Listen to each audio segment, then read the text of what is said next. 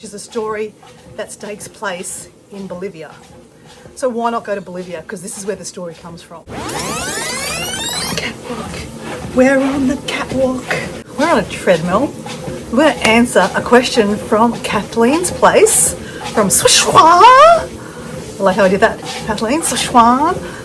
Yes, she's from the state of Sichuan. I don't know why I do that. I just do it for fun because I just think it's funny. And you know what? Why not have fun? You know, we're not around for a long time. Might as well just enjoy it, right? We actually don't know when we're around for. Like, you know, honestly. Whoops. My tripod is not playing the game. We really don't know what tomorrow holds. So enjoy today. Have fun. Anyway, that's what my channel's about. So I'm Dora, and we are answering a 10-minute question. So the question is, pal Kathleen, what is the craziest adventure I've ever been on? Okay. Grab a cup of tea. Whatever your poison is. This is a ride. A bit like riding down the world's most dangerous road with my Norwegian sisters. Well, I'm doing my 75 hard exercise. It's the second exercise of the afternoon. We're 22 minutes in. I've been stuffing around to see what I could make the phone stand up. I was going to hold it, but I just thought I like to talk with my hands. I'm a bit of like, I'm Italian, right? I'm not really Italian, but you know, I'm just pretending to be. So, let's answer the question. What has been one of your craziest adventures you've been on? Well, one of them I've already answered, but in a different question, right? The first video in the Dora files. I think that's what we're agreeing on, Dora files. I haven't come up with another name yet. But if you have another one that's better, put it in the comments. Was the Trans-Mongolian / Trans-Siberian Railway from Beijing through Mongolia into Russia. I mean, that was one hell of an adventure. I mean, really. But there's been a few, guys. But I've got a better one for you. It's probably my most inspiring to me, hopefully to you. Let me know in the comments what you think in the end, okay? I'm just remembering I'm 2 minutes in. Okay, so in 75 Hard, I have found my passion for reading. Now this is all tie-in, guys, okay? Just bear with me. You need to read 10 pages of some kind of selfie-helpy book, all right? And I'm loving it, okay? Absolutely loving it. I'm not going to stop, right? I used to read lots of books. One of the books I read was called Marching Powder by an Australian writer, Rusty. Now, I don't think he was a writer. I think he was just a backpacker, and he wrote a book about his experience. So maybe that's where Dora's heading one day. Who knows? Would you like to read a book by Dora? Anyway, I read the book and went, oh my God. Marching powder. What do you reckon that means?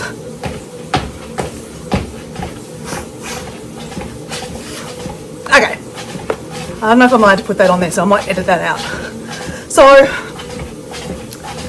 it's about a jail in South America, in Bolivia, in La Paz, which is the capital of Bolivia. Now, Dora was telling you how she was going to a wedding in Scotland and she extended that holiday because, like, it's so expensive to go to Scotland. Why not travel around the world? Because it's cheaper to do an around the world ticket. So that's what she did. And she was reading Marching Powder, which is a story that takes place in Bolivia. So why not go to Bolivia? Because this is where the story comes from. So that is why I ended up going to South America. And it was probably one of the best decisions I've ever done for myself. It was amazing. South America is wow. Wow. And Bolivia is wow. But this story takes place, so I've got 6 minutes to tell it, in a jail in Bolivia. In the capital, it's just a building that takes up the whole square.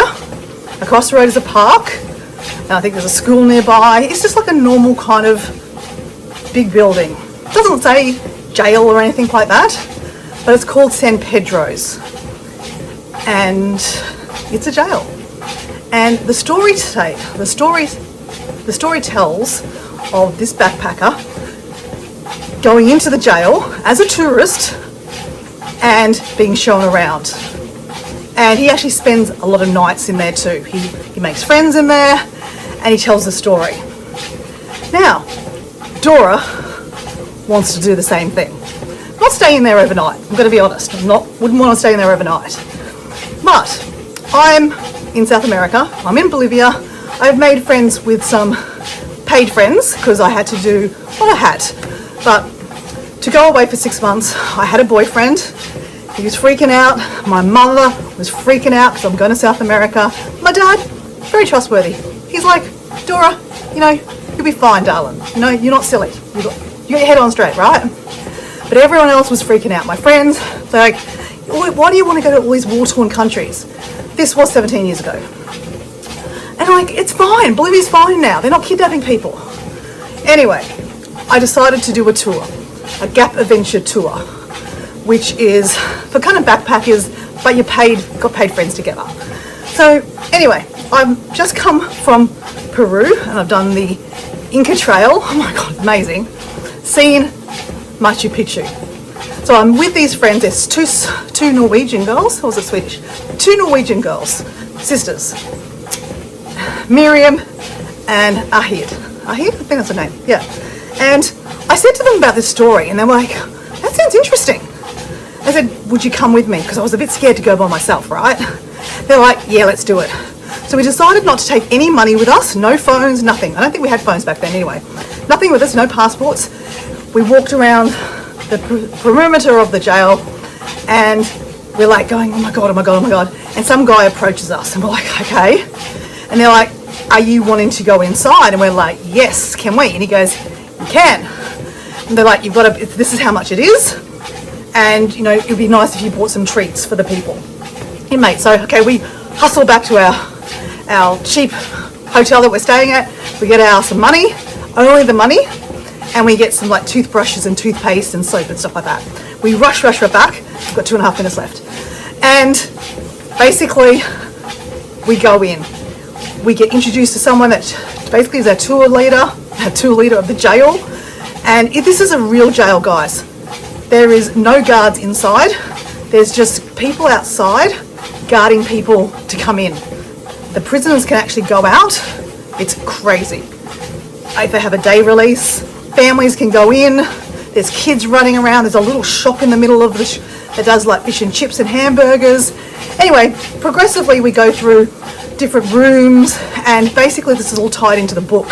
So the different, like the gym and the different rooms that are explaining in the book, marching powder, they take us into it. So it's basically a walking tour of this book.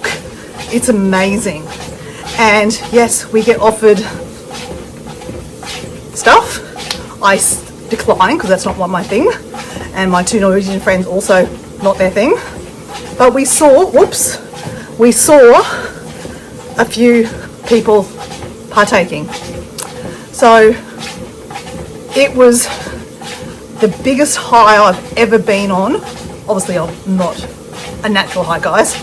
I came home to my room and I wrote about 10 pages in my journal, my travel journal, because I was like, boom, this is amazing. It was, oh my gosh, crazy. I mean, the anxiety about walking in there to a jail, like, I mean, who does that? Apparently Dora does. And like, will we get out? I mean, it looked pretty legit because like, people had told us that they'd done it. So we did it. It was pretty ballsy, but that's the reason why I came to South America, was to basically visit a jail. So anyway, it was honestly crazy. I realised I've still got a couple more minutes. I think on my cross-eyed at the looking at, I think I'm 7 minutes 45. Okay, I know what I was talking about. I've got a couple more minutes. I can take this down. So basically the idea is that families can come and live in the jail with you.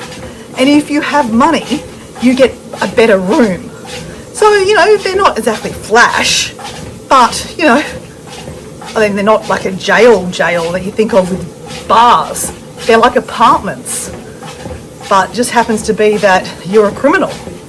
and most of them are in there for drugs. And the other question you want to ask, can you get drugs in there? Yes. Crazy, hey? So the jail was split in half. One side is for, I guess, the locals, and that's apparently where the drugs are made. And then there's some kind of pipe that they push it through into the western side, which is the side I went to, and they take it out, or the families, I guess, snuggle it out, and they make money. And then they make money of the tour companies, the tourists that come in like me. And I obviously didn't tip because I only took the set money.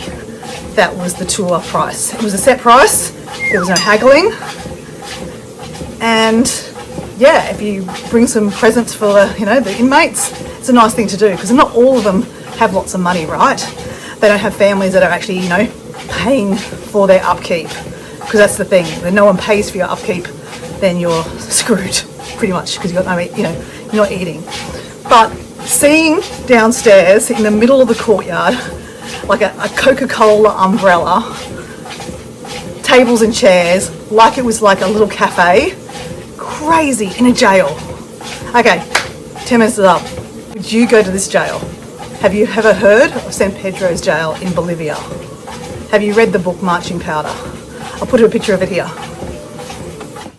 So guys, I hope you enjoyed that. This is part of the Dora files. This is the fourth video in the series. This is the last one. It was given to me by Debbie Sue, which was, where in the world have you felt like home, but it wasn't? I hope you're enjoying the series, and yeah, catch me on a live and give me a question. See you guys, thanks. Who knows what that question might be?